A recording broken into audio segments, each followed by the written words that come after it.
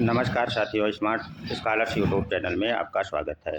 आज हम लोग ऐसे पश्चिमी विचारक पर चर्चा शुरू करेंगे जिसे इटली का चाणक्य कहा जाता है और जिसे युग का शिशिर और पुनर्जागरण का प्रतिनिधि भी कहा जाता है, को हम बिंदुवार चर्चा शुरू करेंगे।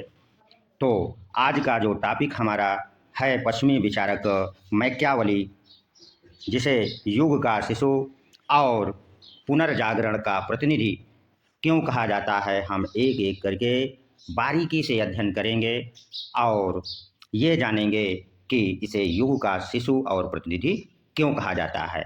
ऐसे विद्यार्थी जो हमारे इस चैनल से आज ही जुड़े हैं, उन्हें बता देना मुझे उचित लगता है कि अब तक हमने पश्चिमी विचारक प्लेटो और अरस्तु पर कंप्लीट वीडियो बना दिया है और हमारा लक्ष्य है कि टीजीटी, पीजीटी व असिस्टेंट प्रोफेसर परीक्षा को ध्यान में रखते हुए 5 दिसंबर तक संपूर्ण राजनीति वो भी संविधान सहित कंप्लीट कर दें, ताकि जो परीक्षाएं लगी हुई हैं उसमें आप लोग अपना एक स्थान सुरक्षित कर पाएं। चलिए, अब हम लोग इस बात को जानेंगे कि जो मैकियावेली है, इसे युग का शिशु क्यों कहा जाता है। तो मैकियावेली, जिसे उस युग अर्थात उस समय का युग क्यों कहा जाता है, क्योंकि उस समय की जो समकालीन परिस्थिति थी वो कौन कौन सी थी। राजनीतिक परिस्थिति, आर्थिक परिस्थिति और सामाजिक परिस्थिति तथा नैतिक वातावरण था, उसकी छाप, स्पष्ट छाप मैकियावेली पर पड़ती है। अर्थात जो लोग शायद ये ना समझ पा रहे हों कि शिशु क्यों कहा गया, क्यों, इन कारणों से उसके मस्तिष्क पर राजनीतिक, आर्थिक, सामाजिक और नैतिक वातावरण का सुस्पष्ट प्रभाव पड़ता है। शिशु का तात्पर्य होता है कि जो वह वातावरण अथवा परिस्थिति से बहुत जल्दी प्रभावित हो जाता है। एक मनोवैज्ञानिक हैं, उनका स्टेटमेंट मुझे लगता है कि आप लोगों को बता दें। वाटसन कहते हैं कि छोटा शिशु मुझे दे दीजिए, मैं चाहूँ तो उसे चोर, डाकू, इंजीनियर, डॉक्टर कुछ भी बना सकता हूँ।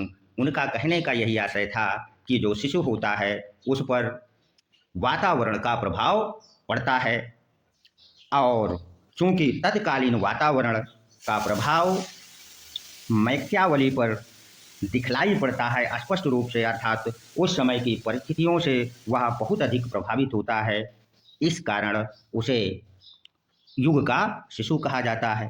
और इस संदर्भ में एक विद्वान हैं प्रोफेसर डनिंग, उनका जो कथन है वो मैकियावेली पर अक्षरशः लागू भी होता है। अर्थात डनिंग जो हैं वो मैकियावेली को युग का शिशु कहते हैं। आपसे हो सकता है परीक्षा में ये प्रश्न पूछ ही ले कि मैकियावेली को युग का शिशु कौन कहता है। तो आप नोट्स बुक बना रहे हैं तो आप नोट कर लीजिए कि प्रोफेसर डनिंग मैकियावेली को युग का शिशु कहते हैं। अब हम यह भी जान लें कि उनका स्टेटमेंट क्या है। तो प्रोफेसर डनिंग कहते हैं कि यह प्रतिभा संपन्न, कौन, मैकियावेली के लिए, यह प्रतिभा संपन्न फ्लोरेंस वासी वास्तविक अर्थों में अपने युग का शिशु है। ये तो बात हो गई कि मैकियावेली को युग का शिशु क्यों कहा जाता है। एक बार हम इसे फिर से दोहरा दे रहे हैं कि युग का शिशु इसलिए कहा जाता है क्योंकि उस समय की तत्कालीन परिस्थितियां जो थी, राजनीतिक, आर्थिक, सामाजिक और नैतिक परिस्थितियां, उसका उसके मस्तिष्क पर स्पष्ट प्रभाव पड़ा था। अर्थात इन परिस्थितियों से वह प्रभावित हुआ था, इसलिए वह उसे युग का शिशु कहा जाता है। और उसको युग का शिशु कहने वाले विद्वान डनिंग थे और उनका स्टेटमेंट आप लोग नोट्सबुक में जरूर नोट कर लीजिए। हो सकता है कि स्टेटमेंट दे करके परीक्षा में पूछ ले। चलिए, अब हम उनकी दूसरी बात पर चर्चा कर लें कि मैकियावेली को पुनर्जागरण का, किसे, पुनर्जागरण का प्रतिनिधि क्यों कहा जाता है।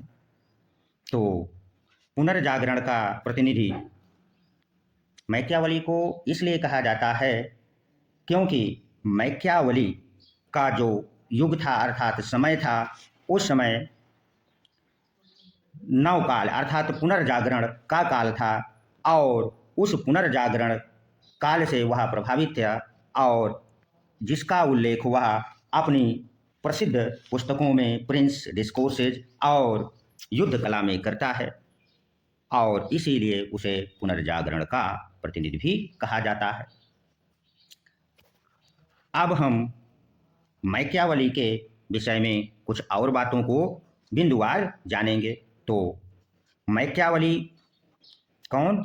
मैकियावली जो कि सामाजिक और राजनीतिक बुराइयों को उस समय अनुभव किया था, जो उसके समय में विद्यमान थी, अनुभव किया था और उसका समाधान भी अपनी रचनाओं में वह करता है। जो उस समय की परिस्थितियों में समाज में बुराइयां आ गई थी, राजनीति में भी बुराइयां आ गई थीं, उसको उसने अपनी आंखों से देखा था और उसे अनुभव भी किया था और वो चाहता था कि इस बुराइयों का अंत कैसे होगा, इसके समाधान भी वह अपनी पुस्तकों में करता है। अब प्रश्न उठता है कि समाधान जो वह प्रस्तुत करता है वो किन पुस्तकों में होगी?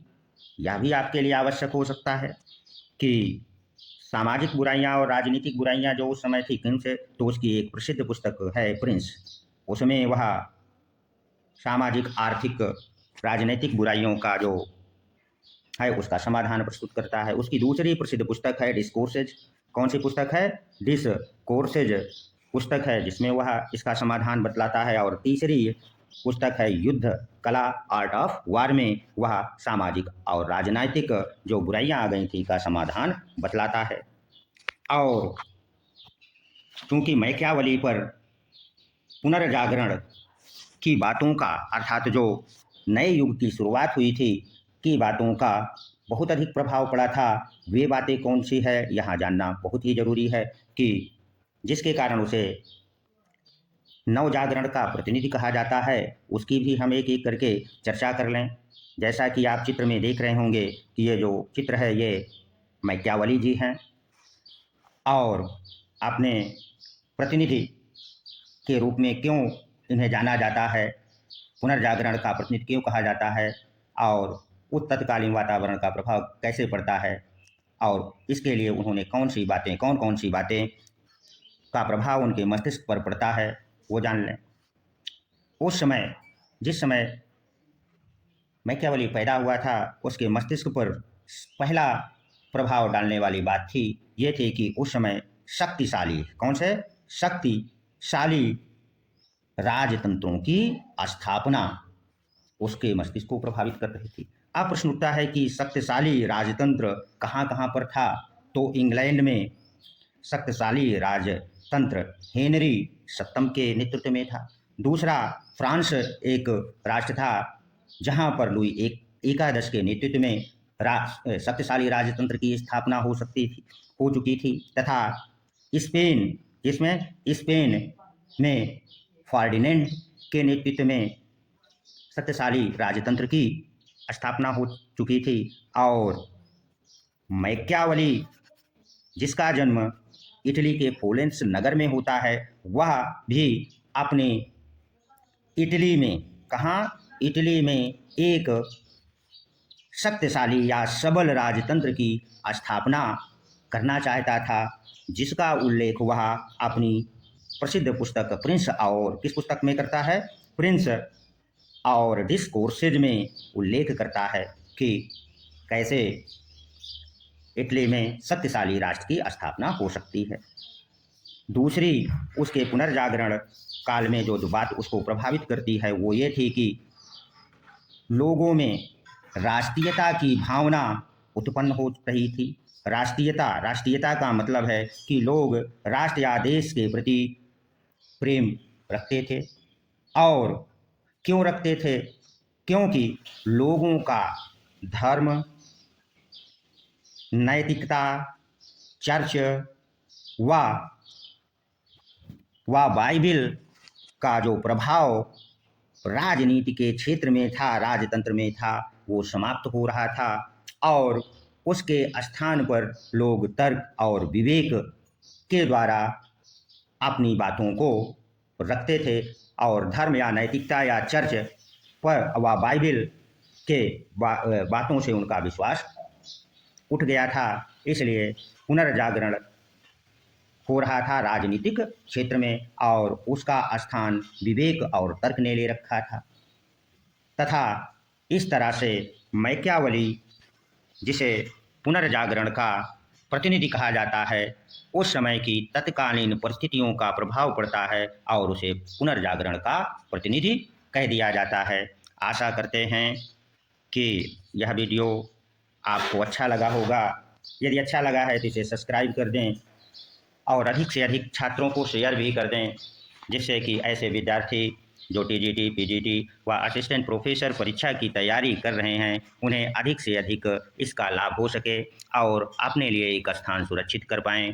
अगला जो वीडियो पश्चिमी विचारक मैकियावली पर होने वाला है, उसमें हम मैकियावली के जीवन परिचय को जानेंगे। धन्यवाद, मिलते हैं अगले वीडियो में।